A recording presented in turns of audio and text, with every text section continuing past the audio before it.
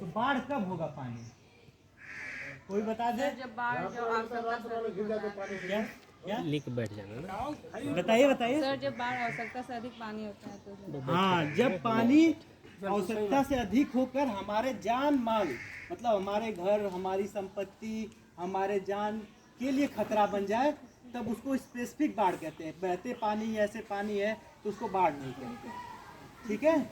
अब बाढ़ दो प्रकार के होते हैं, एक होता है मानव निर्मित, एक होता है जो प्राकृतिक होता है। अब प्राकृतिक में क्या होता है कि अत्यधिक वर्षा हो गई या फिर कहीं का ड्रेनेज सिस्टम मतलब जल बहाव सही ना हो और पानी इकट्ठा होकर किसी गांव में जाने लगा, तो ये तो हो गई प्राकृतिक। अब मानव निर्मित क्या हो गया कि जैसे डैम खोल दिया गया, उसका एक बैग पानी किसी गांव पे आ गया, तो वो उस गांव में भी तो पानी भर जाएगा, वहाँ के लोगों के घर में पानी भर जाएगा, तो उससे जान का भी नुकसान होगा, माल का भी नुकसान होगा। इसका मतलब कि बाढ़ हमारे द्वारा भी लाया जा सकता है और प्रकृति के द्वारा भी लाया जा सकता है। तो बाढ़ कितने प्रकार के होते हैं? कौन कौन से? प्राकृतिक कौन सा होता है और मानव निर्मित? अच्छा, अब मान लीजिए बाढ़ आ गया, तो भाई बाढ़ है तो बाढ़ एक आपदा है, तो आपदा से बचने का सबसे अच्छा तरीका होता है उसका क्या है कि जब आ गई तो आप कुछ नहीं कर सकते। अब बाढ़ आपके घर पे आ गई तो आप क्या कर पाएंगे? अगर बाढ़ के आने से पहले आपने कुछ तैयारी की है तब तो आपको फायदा होगा। तो आपदा के नुकसान को कम करने के लिए सबसे ज़्यादा जरूरी है कि आपदा से पहले हमने क्या क्या तैयारी की थी। अब देखिए आपका क्षेत्र है, ये बाढ़ प्रभावित क्षेत्र है।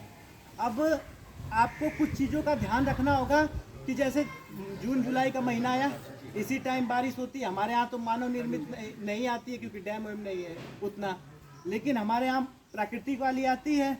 तो प्राकृतिक में क्या होता है कि बारिश होने लगती है, नदी नाले भर के बाढ़ आते हैं।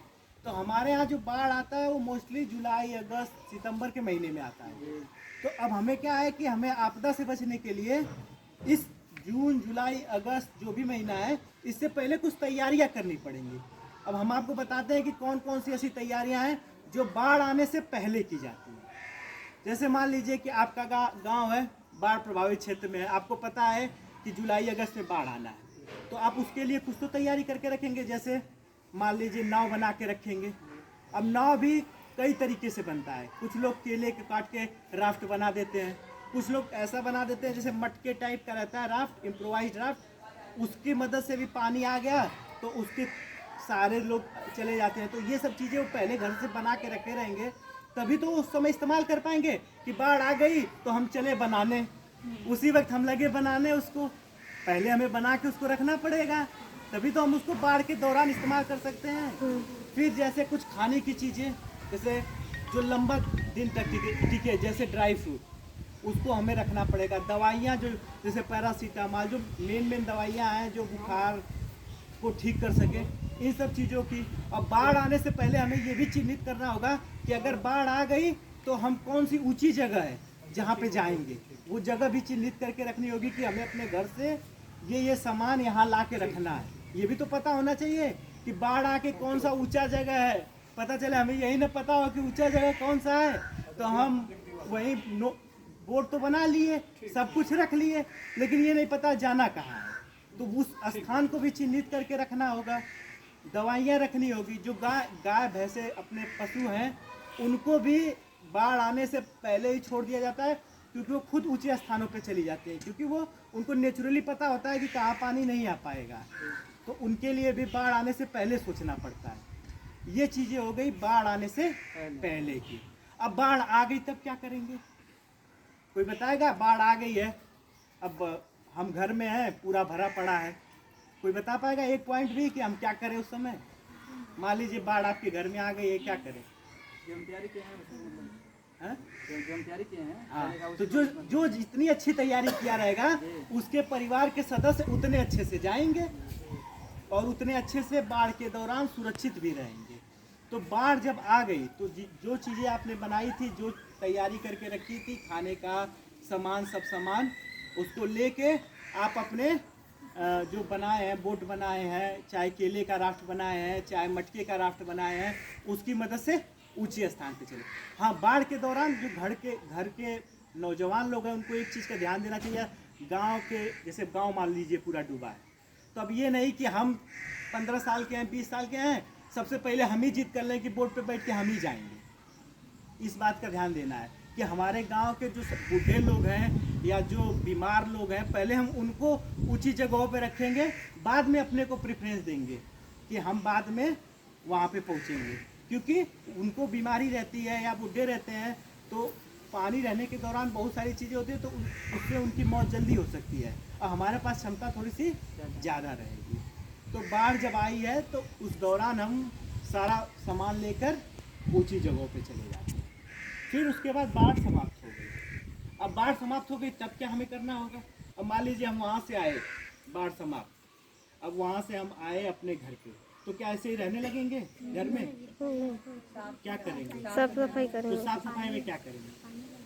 पानी लगा के आप डिसइंफेक्टेंट का छिड़काव कराएंगे।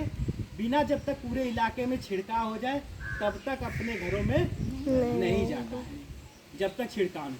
और अगल बगल जहाँ पानी इकट्ठा है कोशिश करना है कि वहाँ मच्छर न पनपे, क्योंकि बाढ़ के बाद जो सबसे ज़्यादा मौतें होती हैं वो महामारी से होती हैं, मच्छर से होती हैं।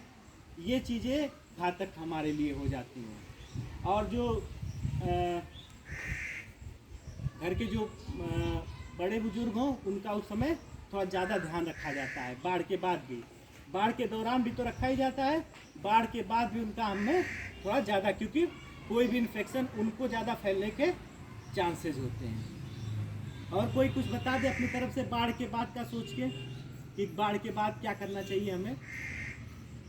क्यों कि बाढ़ आई, ये नेचुरली है जो आप ये तो आप लोग भी वो कर क्या सकते करना हैं है, कि वो हाँ किसी विषय में बोलना आपको है। हाँ कि मतलब मैं बताएंगे तो उसमें कुछ दिक्कत परेशानी होगी तो आप जैसे आप लोग बताइए, कुछ सोचिए कि मान लीजिए बाढ़ खत्म हो गई है, अब हमें अपने घर हम पहुंच गए हैं, तो हमें क्या क्या करना चाहिए? कोई बताएगा? देखिए, एक चीज़ की सबसे बड़ी जो भागम भाग होती है बाढ़ खत्म होने के बाद, वो होता है सरकार से मिलने वाला मुआवजा। उसमें क्या होता है कि बहुत ज़्यादा मतलब जिसका एकदम न डूबा हो या थोड़ा सा डूबा हो, वो भी क्या करता है कि लेखपाल से जुगाड़ लगाता है कि हमारा दिखा दो भैया कि ज़्यादा डूबा था। तो ये भी नहीं करना है भाई, जो जिसका जितना नुकसान हुआ है कोशिश करिए कि उसको उतना ज़्यादा भरपाई मिले। ये ना कि हमारा कुछ नुकसान न हुआ और हम पैसा दे के लिखवा रहे हैं कि हमारा ज़्यादा मुआवजा दो हमको। तो इन सब चीज़ों का भी ध्यान रखना है। बाढ़ से बचाव करना है तो सबसे ज़्यादा ज़रूरी इन तीनों फेज में क्या है, कोई बताएगा? अगर आप चाह रहे हैं कि आपके घर के किसी सदस्य को की डेथ न हो और न कोई नुकसान हो, तो हमें इन बाढ़ के तीनों फेज में सबसे ज़्यादा ध्यान किस पे देना है? बाढ़ से पहले अपनी तैयारी कर लेना। हाँ, बाढ़ के पहले की जो तैयारी है उसको आप दुरुस्त रखिए। जैसे अभी बारिश नहीं हो रही, तो आप लोग भी जिसका एरिया ऐसा हो कि बाढ़ प्रभावित क्षेत्रों में हो, तो वो इन सब चीज़ों को अपने दिमाग में रखे रहे कि अगर बाढ़ आएगी तो कैसे हमें उसको हैंडल करना है। और हमारे एरिया जैसे हर जगह के कुछ भौतिक स्थिति अलग अलग होती है, तो उस हिसाब से भी आप अपने घर से बचाव के लिए अपना तरीका निकाल सकते हैं। ठीक है? हमारा भी प्रश्न है। मुझे सर जैसे हम यहाँ 100 मीटर में हैं, 100 मीटर की यहाँ पे चौड़ाई होगी, हमारे गांव में बस 100 मीटर ही ऊंचाई पे होगा और हमारी आबादी मान लीजिए कि 1 लाख के आसपास होगा। हम कैसे बचेंगे सर? नहीं तो ऐसा चिन्हित करिए ना कि या तो फिर 3-4 जगहों को चिन्हित कर लीजिए। हमारे गांव में एक ही रहेगी तब सर क्या करेंगे? क्या चीज? हमारे गांव में एक ही जगह ऊंचाई रहेगा तब हम क्या करेंगे सर? एक ही जगह ऊंचाई रहेगा? जी, मान ऐसा नहीं, मान लीजिए आपके गांव में ऊंचाई होगा, जी। दूसरे गांव में तो ऊंचाई होगा ना, जी। तो बोट से वहां भी जा सकते हैं। पानी भरा है तो कोई जरूरी नहीं, वहां भगदड़ मचाने की कोई जरूरत नहीं है। जब बाढ़ आती है तो कई ऊंची जगहें मिलती हैं और उस समय तो आप बोट 5 मीटर चलाइए, 5 किलोमीटर चलाइए, चाहे 50 किलोमीटर चलाइए, कोई आप अगर अच्छा बोट बनाए हैं तो आप कितने किलोमीटर तक, कहीं दूर तक भी जा सकते हैं। तो कोई ज़रूरी नहीं है कि हाँ उसमें तब आप ये करिए कि ट्राइज करिए। ट्राइज मतलब कि आप चिन्हित करिए कि ये बुढ़े लोग हैं तो ये जो 100 मीटर वाली जगह है वहाँ रहेंगे। हाँ, ये नहीं कि आप ही लोग जाके पास वाली जगह, भाई आप तो सर्वाइव 40 किलोमीटर भी बोट पे जा सकते हैं, लेकिन वो तो नहीं जा पाएंगे। तो कोशिश करिए कि उन लोगों को पास वाले में रखिए, अपने कहीं दूर का जो इलाका है, जो ऊंचा क्षेत्र है, वहाँ चिन्हित करिए। और कोई क्वेश्चन? सर जी मान लीजिए कि हम सभी लोग नौजवान चले गए हाँ। और बच गए बूढ़े लोग, और खाना वाना बनाएंगे नहीं तो खाएंगे क्या? नहीं, मैंने खाना बनाने के लिए नहीं कहा, मैंने क्या कहा कि ड्राई फ्रूट रखिए आप। कोई बात नहीं, सही है। नहीं, अच्छा क्वेश्चन है। नहीं, मैं ये कह रहा हूँ, चलो ये बात है, तो इस समस्या को सॉल्व करने के लिए अगर 50 बूढ़े रख रहे हो तो एक नौजवान रख लो। मैं प्रोपोर्शनल की बात कर रहा हूँ, मैं अनुपात की बात किया हूँ। ये नहीं कि पूरा बीमार को एक के जगह रख दो और निकल जाओ कि जाओ भैया तुम लोग वहीं मरो, ये भी नहीं। मैं यहाँ अनुपात की बात किया हूँ कि मतलब कुछ अनुपात में रहे लोग, जैसे 1 रहे, 2 रहे, 4 रहे, जितना उन लोगों को हैंडल कर सके। अब बच्चा है, उसको हैंडल तो करना पड़ेगा ना। मान लीजिए एकदम छोटा बच्चा है किसी का, तो उसको भी वहाँ रखेंगे आप, जो पास वाली जगह होगी, तो वहाँ हैंडल करने के लिए चाहिए ना। और कुछ? और किसी को कोई प्रश्न?